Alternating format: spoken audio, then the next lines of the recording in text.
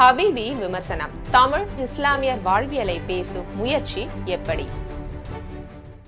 தமிழ் சினிமாவில் நீண்ட காலமாகவே இஸ்லாமிய கதாபாத்திரங்கள் என்றாலே ஒரு குறிப்பிட்ட கிளீஷே இருக்க வேண்டும் என்பது எழுதப்படாத விதியாக இருந்து வருகிறது. ஒன்று, அந்த கதாபாத்திரம் முழு எதிர்மறையாக காட்டப்பட்டிருக்கும், அல்லது பாய் என்ற அடைமொழியுடன் மிகைப்படுத்தப்பட்ட நேர்மறையாக காட்டப்படும்.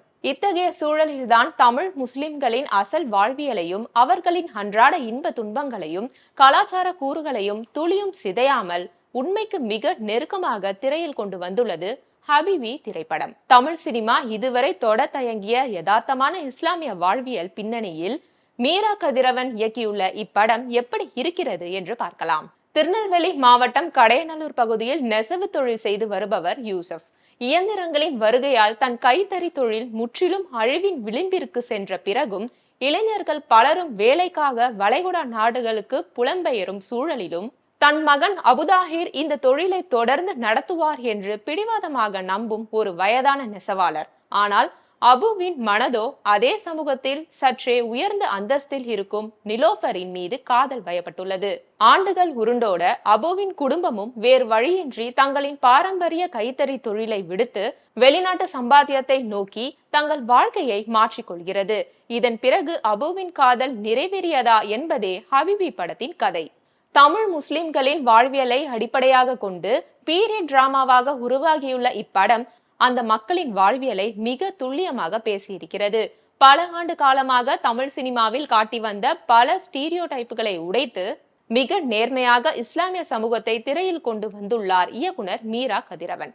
தான் வாழ்ந்த மண்ணையும் பார்த்து பழகிய மக்களையும் எந்தவித மேற்பூச்சுகளும் பாசாங்கும் இன்றி காட்சிப்படுத்தியிருக்கிறார். திருநெல்வேலி வட்டார மொழியுடன் முஸ்லிம்கள் பயன்படுத்தும் அரபு வார்த்தைகளை கலந்து பேசும் தொனி அச்சு அசலாக படத்தில் பதிவு செய்யப்பட்டுள்ளது. இஸ்லாமியர்களின் திருமண சடங்குகள் தொடங்கி ஜனாசா தொழுகை, சுன்னத் தொழுகைக்கு உழு செய்வது, பாங்கு சொல்வது வரை அனைத்தும் நேர்த்தியாக காட்சிப்படுத்தப்பட்டுள்ளது. அடிப்படையில் இது ஒரு காதல் கதையாக இருந்தாலும் குடும்பத்தினர் இடையிலான பாசப்பிணைப்பு 90களுக்கு முந்தைய இஸ்லாமிய குடும்பங்களில் ஓர் அங்கமாக இருந்த வெளிநாட்டு வாழ்க்கை போன்ற விஷயங்களும் ரசிக்கும்படி இணைக்கப்பட்டுள்ளன.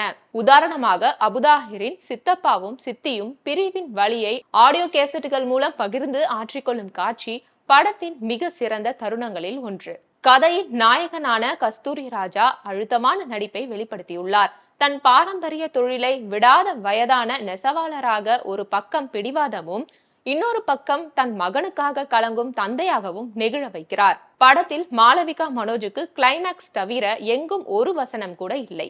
நடிக்கவும் பெரிதாக வாய்ப்பில்லை. அபுதாஹிராக நடித்திருக்கும் ஈஷா தனக்கு கொடுக்கப்பட்ட பாத்திரத்தை சரியாக செய்திருக்கிறார். பர்தா அணிந்தபடி பெரியாரியம் மார்க்சியம் பேசும் பெண்ணாக வரும் தனஸ்ரீ சுதாகரன் ஈர்க்கிறார். சாம் சி எஸின் பின்னணி இசை திரைக்கதை தொய்வடையும் இடங்களிலெல்லாம் அதை தன் இசையால் தாங்கி பிடித்து உணர்வு பூர்வமான கணத்தை கூட்டுகிறது.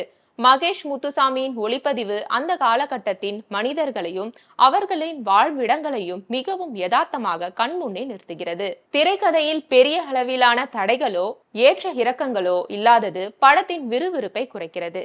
என்னதான் இயல்பான வசனங்கள் இஸ்லாமியர்களின் வாழ்வியலை அசலாக காட்சிப்படுத்தியது போன்ற பாராட்டத்தக்க அம்சங்கள் இருந்தாலும் திரைக்கதையில் இன்னும் மெனக்கிட்டு இருக்க வேண்டும் என்ற எண்ணம் எழாமல் இல்லை. காரணம், படம் பல இடங்களில் மெகா சீரியல் மோடுக்கு போய்விடுகிறது.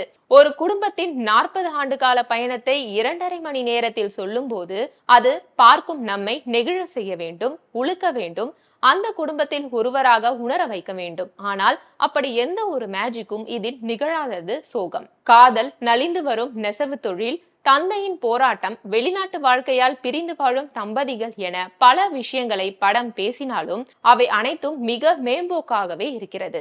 இஸ்லாமிய குடும்ப பின்னணிக்குள் நடக்கும் காதல் கதைகள் தமிழ் சினிமாவில் மிக குறைவு என்ற நிலையில் தனக்கு கிடைத்த அரிய வாய்ப்பை சரியாக பயன்படுத்தி கொள்ளாமல் அதே வழக்கமான திரைக்கதை கிளிஷேகளுக்குள் ஹபீபி சிக்கி தவிக்கிறது.